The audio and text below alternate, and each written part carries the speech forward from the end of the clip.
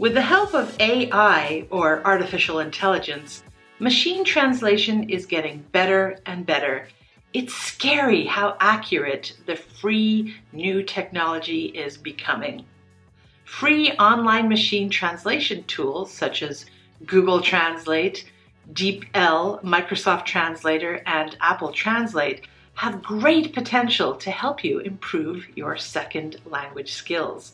On the other hand, and most unfortunately, these tools might also prevent you from learning. Should you use machine translation then? Yes, I think so, but only if you use it properly. What are some bad ways and good ways to use these tools when trying to improve your English? Let's find out. Hello, lovely language learners. It's Mork Sensei. Welcome back. Let's start with a couple of ways you should not use machine translation. Well, many people use tools such as DeepL like they would use a dictionary. Instead of a definition, they're looking for a shortcut to understanding the meaning of a word or phrase through translation. So they type the word in their native language and get an instant translation of the word into English or whatever language they're learning. This can work, but often it doesn't. This is because you aren't giving the system any context or cultural cues or hints. Machine translation works best if you give it some context. Context refers to the parts of something written or spoken that come right before or after the word you type in that help you to make the word's meaning clear. Here's an example of a translation query that failed. I go to DeepL and after selecting French as the origin language, I write the word avocat because maybe I'm a native French speaker and I want to know how to say or write avocat in English. DeepL gives me the word lawyer or attorney. I can scroll down the page and even get more information on possible translations. However, the software is only taking one possible meaning of the word here. Is this the word I'm really looking for? Let's see what happens now if I give more context to DeepL by using the word in a sentence. J'ai mangé un avocat. Oh dear, we can see that the English word I was actually looking for is avocado. I don't recommend that you say, I ate a lawyer. Another way machine translation is not useful is if you copy a chunk or a piece of text you've written in your native language, paste it into Google Translate or DeepL and just use the resulting text in your homework assignment, for example. Well, this is not good for two reasons. First, as you've probably already guessed, this is a form or a type of academic dishonesty or cheating. You made the translator do the hard work instead of doing it yourself. The machine is not a person, but it's still dishonest to get it to do the work for you. Furthermore, some learners might not even write the original text by themselves. They might copy and paste text they find on the internet in their own language and put it into the translation system. And maybe they don't even cite or reveal where they originally found the information. This is plagiarism, another type of academic dishonesty. I have two videos on the topic of plagiarism, which I suggest you check out. I'll link to them in the description box below and up here somewhere. A second reason why it's not good to machine translate text from your first language into English is that you won't be doing much to improve your English skills. Learning a foreign language requires struggle, a degree of pain and suffering. There's not really any escape from this.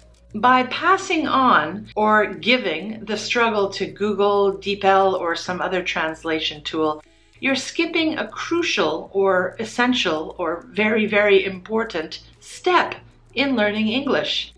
Even if the result is faster, and more accurate than you could have done by yourself, you'll likely have wasted time. And you're also wasting your teacher's time, by the way. Even when the software is amazing, many teachers can identify when you use machine translation because the results are either strange and/or don't match your real level of English. Now, are there times when you can use machine translation in this way?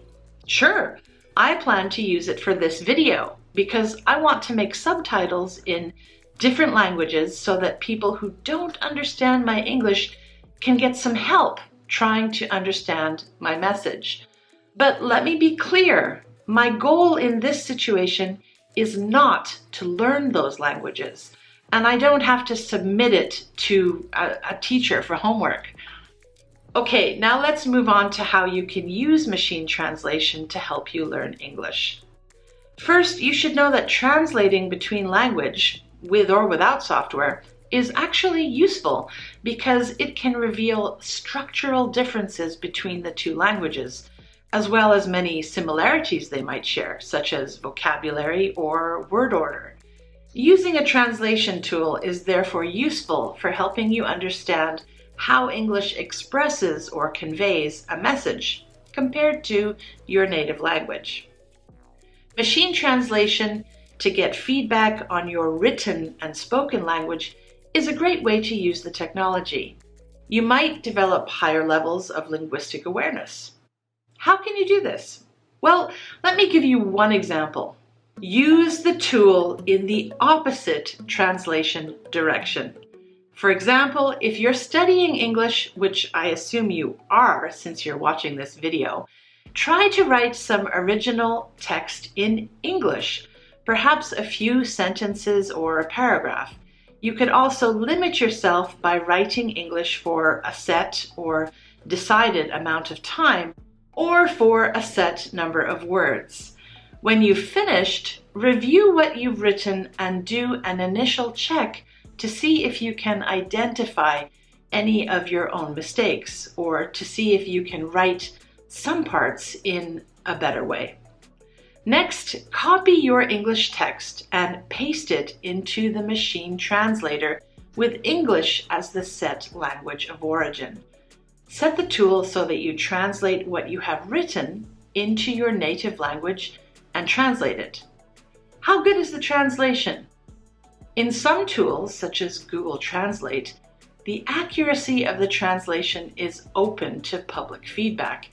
In this image, you can see that several people have approved the translation and offered alternatives, which can be very helpful to you when you're judging how accurate the translation is. Next, based on what you see in your native language, make corrections to the English until it's better. You can also look at alternative suggestions made by the translator. Back translate to make sure it all makes sense. Back translate just means reverse the translation from your language into English. Finally, edit further if you need to. And if you really want to help yourself and remember what you've learned from doing this activity, you can take notes on points to avoid or focus on for next time, as well as any new vocabulary you may have learned. Now, I'm a native English speaker and I'm studying Norwegian, so I'm going to go from Norwegian into English in this example. But of course, in your case, you should do from your language into English.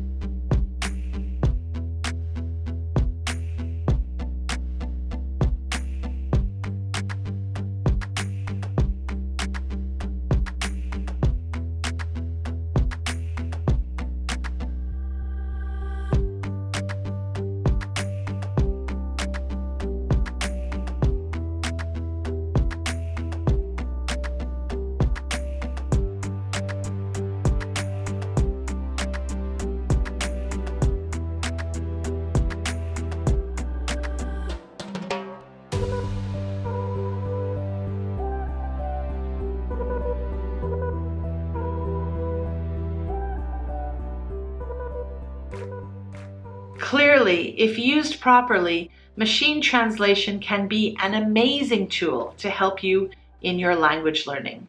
It's already an everyday technology that helps professional translators do their jobs more efficiently. But remember that no matter how fantastic translation software continues to become, it will probably never fully replace human translation, at least not for a while longer. This is because each act or each bit of communication is as unique as the person that first spoke or wrote it, and as unique as the cultural context it came from. A trained human translator looks at the true meaning behind words. A machine, on the other hand, treats language as a science based on data, only data. And that is it for today, my friends. We'll see you in the next video. Mork Sensei signing out. Mwah.